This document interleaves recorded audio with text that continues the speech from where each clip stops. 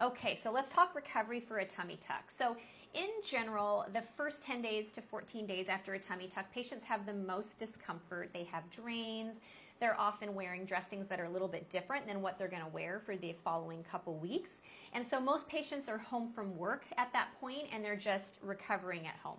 Once you hit 10 to 14 days, most of my patients go back to work with some type of lifting restrictions because I don't really want you exercising for that first month. At 1 month, I release my patients back to normal exercise. So at that 1 month point though, you're not totally healed. Most patients have 20% of swelling still on board, and that can just slowly drift away over the next couple months. And of course, your scar is not mature or in its final form yet at that point either. So I would say your final results for tummy tuck is probably going to be 6 months or so. And at that point, all your swelling should be gone and everything should really look how it's kind of gonna look.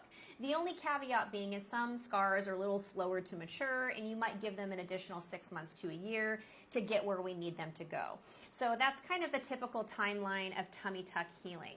Now, if you want to have an additional procedure and say you want like a breast reduction and your surgeon thinks the tummy tuck is too lengthy and it's just too long under anesthesia, you want to wait about 3 months in between procedures in general. Get yourself decently healed from that tummy tuck before you move on to another surgery. And that's the same whether you're having another cosmetic surgery or some kind of medically indicated surgery. So I've had patients that ended up needing to have their gallbladder out. That obviously happens a little bit sooner because it's often an emergent thing. But if we can plan things, we would love for you to have 3 months in between surgeries if at all possible.